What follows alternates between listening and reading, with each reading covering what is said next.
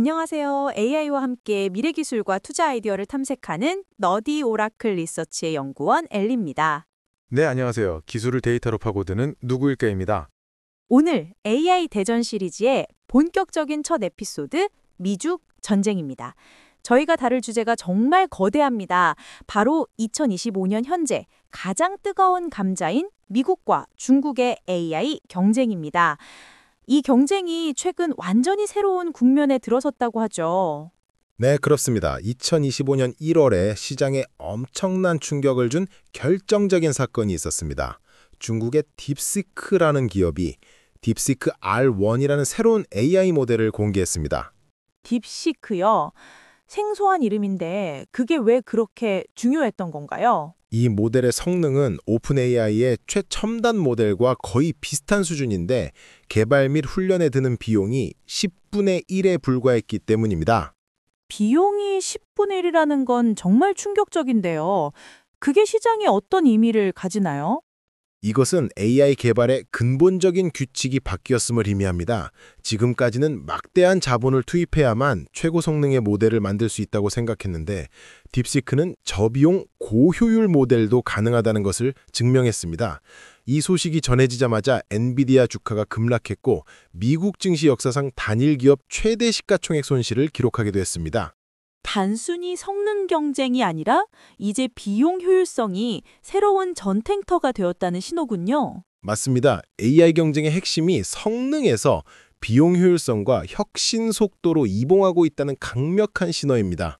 일부 전문가들은 이 사건을 1957년 소련이 인공위성을 쏘아 올렸을 때 미국이 느꼈던 충격, 즉 스푸트닉 순간에 비유하고 있습니다. 그 정도의 충격이라면 미국도 당연히 가만히 있지 않았겠네요. 미국의 대응은 무엇인가요? 미국은 중국의 부상을 막기 위해 초크 포인트를 활용하고 있습니다. 초크 포인트란 공급망에서 상대방이 숨을 못 쉬게 할 수 있는 가장 취약한 지점을 뜻합니다. AI 분야에서 미국의 초크 포인트는 역시 반도체인가요? 정확합니다. 바로 첨단 반도체, 즉 칩입니다. 미국은 엔비디아와 AMD를 통해 고성능 AI 칩 설계를 사실상 독점하고 있습니다. 게다가 이 칩의 90% 이상을 대만의 TSMC가 생산합니다. 미국은 이 칩들이 중국으로 들어가는 것을 강력하게 통제하고 있습니다. 동시에 트럼프 2기 행정부는 스타게이트 프로젝트라는 이름으로 4년간 최대 5천억 달러를 AI 인프라에 쏟아붓는 선제적 투자 전략을 취하며 격차를 벌리려 하고 있습니다. 한쪽은 비용 효율로 빠르게 추격하고 다른 한쪽은 원천 기술 통제와 막대한 자본력으로 막는 형국이네요. 그럼 이런 복잡한 상황에서 우리 투자자들은 어떻게 자산 배분을 해야 할까요? 이렇게 불확실성이 클 때는 포트폴리오 다각화가 핵심일 것 같습니다. 저희는 어떤 전략을 제안할 수 있을까요? 저희는 코어, 성장, 벤처 모델을 권고합니다. 포트폴리오의 65%를 차지하는 코어 그룹은 안정적인 인프라와 플랫폼 기업들입니다. 코어 그룹이라면 방금 말씀하신 엔비디아나 TSMC 같은 기업들이 당연히 포함되겠네요. 맞습니다. 코어 그룹에는 엔비디아, TSMC뿐만 아니라 마이크로소프트, 구글 같은 클라우드 플랫폼 기업이 포함됩니다. 중국 기업으로는 텐센트와 알리바바가 있습니다. 이들은 AI 경쟁의 승태와 무관하게 필수적인 기본 기술을 제공합니다. 그럼 나머지 35%는 어떻게 구성하나요? 25%는 성장 그룹입니다. 검증된 마장 형성성을 가진 기업들로 오픈 AI, 엔스로픽, 팔란티, 그리고 중국의 바이트댄스나 센스타임 같은 게 해당합니다. 마지막 10%는 벤처 그룹입니다. 변동성은 높지만 파괴적 혁신을 기대할 수 있는 기업들입니다. 일론 머스크의 XAI나 퍼플렉시티, 그리고 앞서 말한 딥시크, 문샷 AI 같은 중국의 스타트업들이 여기에 속합니다. 안정적인 인프라 기업을 중심으로 탄탄하게 기반을 다지고 일부 자산으로 고성장 기업과 혁신적인 벤처 기업에 분산 투자하는 전략이군요. 이런 포트폴리오를 운영하려면 시장을 계속 지켜봐야 할 텐데 어떤 지표를 주목해야 하나요? 네 가지 핵심 지표를 모니터링해야 합니다. 첫째, 기술 지표입니다. LMS 챗봇 아레나 같은 벤치마크 사이트에서 미국과 중국 모델 간의 성능 격차를 추적해야 합니다. 이 격차가 10포인트 미만으로 좁혀지면 포트폴리오 재조정이 필요하다는 신호입니다. 둘째, 마켓 지표입니다. 미국과 중국의 민간 AI 벤처 캐피탈 투자 금액 비율을 봐야 합니다. 현재 약 12대 1로 미국이 압도적인데 이 비율이 50% 이상 변동하면 자본 흐름이 바뀌고 있다는 뜻입니다. 셋째, 펄리시 지표입니다. 미국의 주 단위 AI 법안이나 중국의 AI 플러스 같은 신규 펄리시 변화는 즉시 포트폴리오에 미치는 영향을 평가해야 합니다. 넷째, 경쟁 지표로 AI 인재가 어느 나라로 이동하는지, M&A 활동은 어떤지 주시해야 합니다. 누구일까님, 첫 번째로 AI의 기반이 되는 인프라 분야는 어떤가요?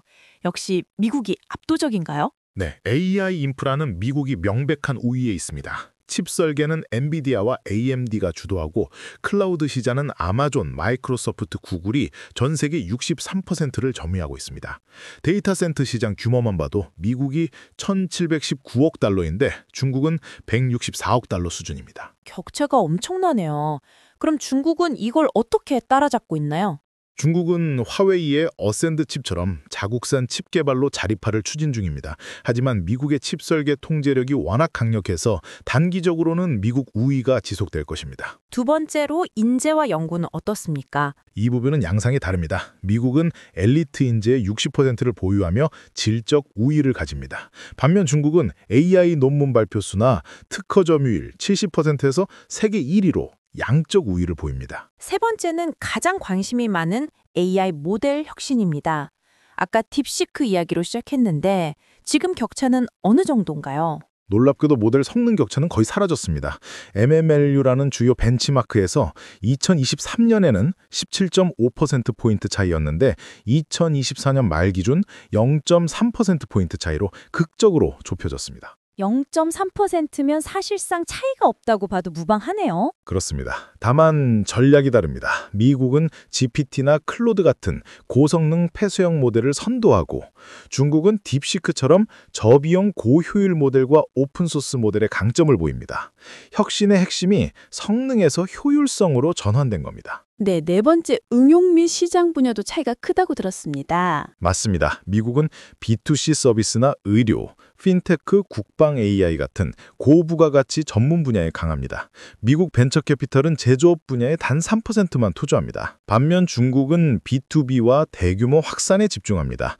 특히 제조업 AI, 스마트시티, 로봇 분야에 집중하는데 중국 벤처캐피털은 제조업 분야에 무려 43%를 투자합니다. 제조업 투자 비율이 3%대 43%라니 이건 전략이 완전히 다르네요. 혹시 피지컬 AI라는 것도 이것과 관련이 있나요? 네, 피지컬 AI란 AI 기술이 로봇이나 자율주행차처럼 물리적인 형태를 가지고 실제 세계와 상호작용을 하는 것을 말합니다. 강력한 제조 인프라를 가진 중국이 이 피지컬 AI 분야와 신속한 상용화에서 강점을 보이고 있습니다. 다섯 번째, 거버넌스 및 정책은 어떤가요? 미국은 혁신 친화적이지만 연방 규제가 없고 주마다 법이 달라 패치워크 상태입니다. 반면 중국은 중앙 집권적으로 AI 플러스 행동계획 같은 정책을 세우고 신속하게 실행합니다. 마지막 여섯 번째, 투자 지형입니다. 아까 벤처 캐피털 규모가 12대 1이라고 하셨죠? 네, 민간 벤처 캐피털 규모는 2024년 기준 미국이 1,091억 달러로 중국을 압도합니다. 하지만 중국은 국가가 주도하는 펀드를 통해 단기 수익보다는 국가 전략 목표를 달성하기 위한 인내 자본을 전략적으로 투입하고 있습니다. 정리를 해보면 미국은 인프라, 엘리트 인재, 고부가 시장, 민간 자본에서 앞서고 중국은 인력 규모, 비용 효율성, 제조업 응용, 피지컬 AI, 정책 실행 속도에서 강점을 보이네요. 정말 막상막하인데 이 경쟁, 과연 누가 이기게 될까요? 누굴까님, 그래서 결론이 무엇인가요? 미국인가요? 중국인가요? 저희는 이 경쟁이 특정 한 나라의 압도적인 승리로 끝나지 않을 것으로 봅니다. 두 개의 상이한 생태계가 공존하며 경쟁하는 AI 듀오폴리, 즉 역동적이고 불확실한 균형 상태에 도달했다는 것이 지배적인 평가입니다. 듀오폴리 즉 복점 시장이라는 거군요. 승자 독식이 아니라는 말씀이시죠? 맞습니다. 알리바바의 조차이 회장이 AI 경쟁은 긴 마라톤이며 성공은 모델의 우위가 아니라 적용 속도에 달렸다고 강조한 바 있습니다. 결국 누가 더 빠르고 광범위하게 AI 기술을 실제 경제에 통합시키느냐의 싸움입니다. 그럼 각자가 이길 수 있는 시나리오를 나눠서 생각해 볼 필요가 있겠네요. 먼저 미국이 승리하는 시나리오는 어떤 강점을 기반으로 하나요? 미국은 세 가지 강력한 무기를 가지고 있습니다. 첫째, 오픈 AI의 GPT 시리즈나 엔트로픽의 클로드 같은 초첨단 독점 모델 시장을 선도하고 있습니다. 둘째, 엔비디아의 쿠다 생태계와 AWS 애저 같은 클라우드 플랫폼을 통해 전 세계 AI 인프라를 사실상 통제하고 있습니다. 셋째, 엔터프라이즈 AI, 의료 AI, 국방 AI 같은 고부가가치 상업 마켓에서 글로벌 표준을 만들고 있습니다. 반대로 중국이 승리하는 시나리오의 핵심 동력은 무엇인가요? 중국의 무기 역시 세 가지입니다. 첫째, 딥시크가 보여준 비용 효율성과 오픈소스 혁신입니다. 이를 통해 글로벌 기술 생태계의 영향력을 확대하고 있습니다. 둘째, 앞서 강조한 피지컬 AI 시대 주도권입니다. 로봇, 자율주행, 헬스케어 3대 응용산업과 제조공정 최적화에서 강합니다. 셋째, AI 플러스 계획 같은 국가주도형 통합 전략, 즉 기술을 경제 전반에 빠르게 확산시키는 일행력이 뛰어납니다. 한쪽은 최고의 기술력과 인프라 통제력, 다른 한쪽은 효율성과 빠른 적용 속도. 정말 누가 이길지 알 수 없는 상황입니다. 그렇다면 우리 투자자들은 이 듀오폴리 상황에서 구체적으로 어떤 투자 전략을 세워야 할까요? 누구일까님, 드디어 투자 전략입니다. 기술 디커플링과 패러다임 전환을 전제로 양국의 강점을 모두 활용하는 포트폴리오가 핵심일 것 같은데요. 구체적인 조언을 부탁드립니다. 네, 먼저 코어 투자, 즉 핵심 투자는 인프라와 플랫폼에 대한 해칭, 즉 위험 분산입니다. 엔비디아와 TSMC는 미국과 중국 중 누가 이기든 반드시 필요한 하드웨어와 제조 생태계를 장악하고 있습니다. 따라서 이 두 기업은 포트폴리오의 핵심 기반으로 구성해야 합니다. 또한 AI 모델이 범용화될수록 이를 구동하는 인프라의 가치는 더 커집니다. 마이크로소프트 애저와 아마존 AWS 같은 클라우드 플랫폼 기업이 중요한 이유입니다. 그런데 오픈 AI나 엔스로픽 같은 최고의 유니콘 기업들은 비상장이라 일반 투자자가 접근하기 어렵지 않나요? 좋은 지적입니다. 그래서 프록시 투자가 필요합니다. 프록시 투자는 대리 투자를 의미합니다. 오픈 AI에 투자하고 싶다면 주요 파트너사인 마이크로소프트에, 엔스로픽에 투자하고 싶다면 아마존이나 구글에 투자하는 것이 효과적인 프록시 전략입니다. 이는 중국도 마찬가지입니다. 지프 AI나 문샷 AI 같은 중국의 AI 타이거들에게 직접 투자하기 어려우니 이들에게 투자하고 있는 알리바바나 텐센트를 통해 분산 투자 효과를 얻을 수 있습니다. 그럼 성장이나 벤처 투자는 어떻게 접근해야 할까요? 이 영역에서는 중국의 효율성과 응용 분야를 선점하는 전략이 필요합니다. 딥시크가 입증한 저비용 고성능 모델의 혁신성, 그리고 로봇, 자율주행, 헬스케어 같은 피지컬 AI 및 제조 생태계 관련 기업들에서 중장기적인 성장 기회를 찾아야 합니다. 마지막으로 위험 관리입니다. 지정학적 리스크가 가장 큰 문제인데요. 맞습니다. 저희는 지역별 포트폴리오 비중으로 미국 60%, 중국 및 아시아 30%, 그리고 중립국 10%를 관고합니다. 그리고 미국의 수출 통제나 중국의 독자적인 AI 거버넌스 확산 같은 지정학적 리스크는 지속적으로 모니터링해야 합니다. 핵심 인프라 기업인 엔비디아, TSMC, 마이크로소프트, 아마존을 적극 매수 의견으로 코어에 담고 중국의 알리바바, 텐센트를 프록시 전략으로 보유하며 성장주로 중국의 피지컬 AI 관련 기업들을 선별적으로 편입하는 전략이네요. 네, 오늘 미국과 중국의 AI 경쟁에 대해 정말 깊이 있게 파고들어 봤습니다. 마지막으로 이 경쟁 구도에서 성공적인 투자를 위해 우리 투자자들이 장기적으로 고민해야 할 핵심 질문을 짚어주시죠. 네, 세 가지 결정적인 질문을 스스로에게 던져야 합니다. 첫째, AI 모델의 가치 이전 문제입니다. AI의 핵심 가치가 앞으로도 성능에 머무를 것인가 아니면 딥시크의 사례처럼 비용 효율성과 적용 속도로 완전히 넘어갈 것인가는 질문입니다. 만약 모델이 범용 상품화된다면 인프라와 응용 생태계를 장악한 쪽이 장기적으로 유리할 것입니다. 둘째, 미국 통제권 체계 실효성입니다. 반도체 수출 통제 같은 미국의 초크포인트 번책이 중국의 혁신을 장기적으로 제한할 수 있을까요? 아니면 중국이 제3국 데이터 센터나 암 시장을 통해 어떻게든 GPU를 확보하면 버텨날까요? 셋째, 혁신 시스템의 우열 문제입니다. 미국의 민간 자본주도 혁신과 중국의 국가주도 인내 자본 및 빠른 산업 적용 시스템 중 어느 쪽이 장기적인 AI 기술 발전과 경제 통합 측면에서 더 효율적일까요? 성능 대 효율, 통제 대 우회, 민간 혁신 대 국가 주도.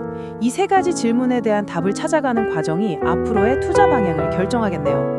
네, 오늘 너즈 오라클 리서치 첫 번째 에피소드는 여기까지입니다. AI가 바꾸는 미래, 저희와 함께 계속 탐색해 나가시죠. 시청해 주셔서 감사합니다. 감사합니다.